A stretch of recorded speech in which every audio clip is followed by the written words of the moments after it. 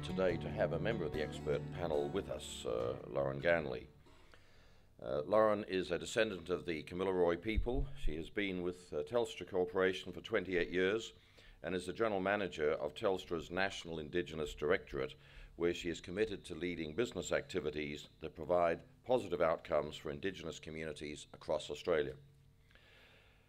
Lauren Ganley is a member of the Northern Territory Indigenous Economic Development Task Force, the Business Council of Australia, Business Indigenous Network, and the Indigenous Financial Services Network. Would you please welcome Lauren Ganley? Hi everyone. Thank you, Lynn. And thanks to everyone who's been involved in organising this wonderful campaign. What a great initiative. We need all the voices we can get. And I'd also like to thank Carl for his greeting. And I'd like to acknowledge and pay my respects to the Kaurna people whose land we meet on today. As Lynn mentioned, I'm part of a panel that was appointed by the Australian Government in December last year. Our job is to consult far and wide with as many Australian people as we can on how best to recognise Aboriginal and Torres Strait Islander people in the Constitution, and as Lynn mentioned, we need to report back in December, so not long. So today I'll talk briefly about the background, which will be a little bit repetitive of the video and what Lynn has already said, how the consultations are going so far, and what the next steps are. So the background, the Australian Constitution is an ancient document. It was written in 1901. It's old-fashioned. The language is crazy. And however, it sets out the rules and the laws of how this country is governed. So it's, what we live with. It does not talk about Aboriginal and Torres Strait Islander people as the first people of this country. And unfortunately, it permits discrimination based on race. So it needs to be updated to reflect modern Australia and acknowledge the special place and contribution of Aboriginal and Torres Strait Islander people and the importance of language and culture. And, a lot of people don't know that this is the longest continuing culture in the world, and it's something that every Australian should be proud of. Recognition is really important. A lot of people might think, what does it mean? But recognition is important to every single one of us. It doesn't matter where we're from. And it gives us all a sense of belonging and inclusion, and it needs to be in this document. We're one of the few countries in the world with a constitution that does not recognise its Indigenous people. So, to me, I feel embarrassed. It certainly needs to be updated to reflect fairness and equality for all Australians in this multicultural company by removing any form of discrimination. So, as Lynn mentioned, to change the Constitution, we have to have a referendum, and in Australia we are not good at referendums. We've said yes to 8 out of 44. However, the most successful referendum was the 1967 referendum, and 90% of Australians said yes to including Aboriginal and Torres Strait Islander people in the census. However, it was not clear at the time really what people were voting for. They thought they were voting for much more. Okay, so moving on to how we're going with the consultations.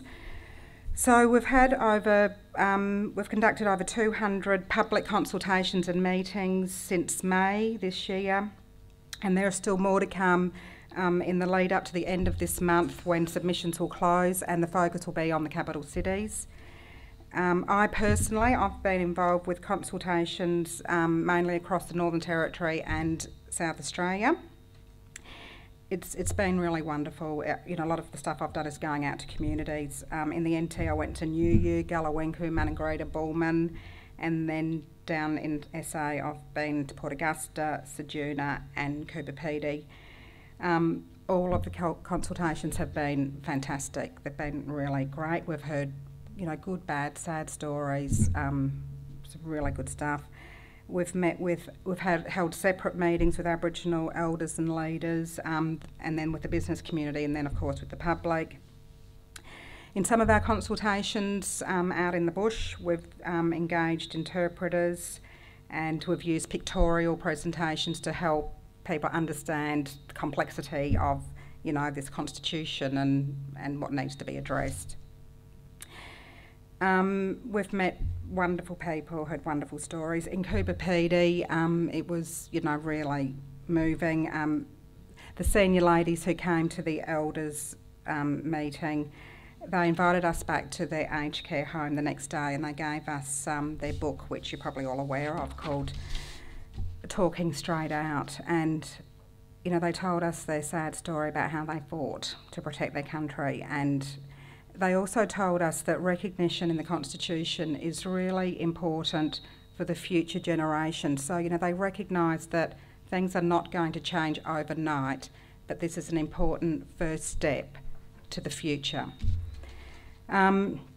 Across the country, we've had over 2,000 people attend meetings and consultations, and I just want to share with you 5 common themes that are coming out of those meetings. The first is support for a statement of recognition in a preamble or in the body. However, many support recognition in both the preamble and the body to provide greater protection. Secondly, support for reference to Aboriginal and Torres Strait Islander peoples' prior and ongoing custodianship of the land and sea, recognition of distinct cultures and languages, and the reflection of the true history of pre- and post-colonial Australia.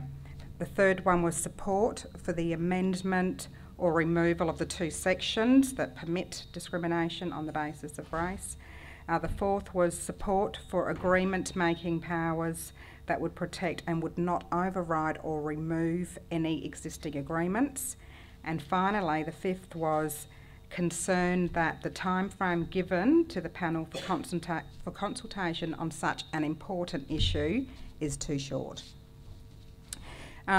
We've received more than 1,200 submissions, and our online survey numbers are increasing every day. So we started off a bit slowly, but the momentum is really picking up. From the online survey, the most popular question relates to inserting a guarantee of non-discrimination and racial equality. Also popular is support for recognition in the body of the Constitution, and a lot of people don't feel that, you know, the Constitution reflects who we are as a nation today. With 2 weeks to go before submissions close on the 30th of September, I mentioned earlier we're focused on the capital cities. So the next steps are that all submissions will be considered. We'll report back to the government in December. Now, the government have said that they're the ones that will decide on when there will be a referendum. The political commitment was that it will be held by 2013. We'll just have to wait and see. The biggest piece of work that needs to happen is an education and awareness campaign. So Lynn also mentioned that many people in this country do not know that we even have a constitution. They've got no idea what's in it, and they don't know why this recognition is so important. So the good news is that Reconciliation Australia have already done a lot of work, and what we're doing with consultations is phase 1 in consulting with what Aboriginal and Torres Strait Islander people want to see, but the second phase will be the awareness campaign. And we know that if you want to get messages out, you've got to target youth and people who are going to be of voting age in a couple of years' time. So lots of work is being done there, so that's really good. And in closing, I just want to share with you a really wonderful event that happened last week. The expert panel met in Sydney for our meeting, and we were presented with a message stick and a book that contained ideas and thoughts for constitutional recognition. And they were collected by a group of high school kids in New South Wales, high school students, who recreated the original freedom ride that was led by Charles Perkins in 1965. So in February they retraced those steps and they visited those communities, and they met with lots of relatives of the original people who they came across, but fortunately there were some people that were, still around from that time. And it was really wonderful. So, there are other sort of movements happening to get this story out there. And it was really emotional. It was beautiful. So, thank you, and I look forward to any questions that you might have later. Thanks. Well, thank you very much, Lauren. That was a very succinct and comprehensive overview of where the expert panel is to date. Now, you mentioned that in 2 weeks submissions close. The online survey carries on, does it, or is it also closing in 2 weeks? Okay, so, well, that's something we all need to be aware of. There's one way that we can spread the message to many others to respond through the online survey mechanism, which you will have information, of course, in the folder. You mentioned, Lauren, that this is an ancient document that needs to be updated, and that's ancient in the sense of decrepit. You also talked about the longest continuing culture, and that is ancient in the sense of vibrant, of actually informing a modern day country in a way that just a set of words written 110 years ago is not able to do. So this living culture is what we seek to see recognised, and the people who are its inheritors also recognised. You said that recognition is important to all of us because it gives us a sense of belonging. And we do need to understand that this is an issue, that we are all in this together. And while that would make a good song, wouldn't it?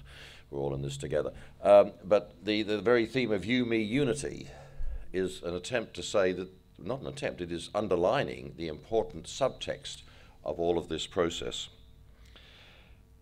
I appreciate it very much that you shared with us what the general feeling is that's coming from those many meetings that have already taken place, and the meetings indeed that you have been with.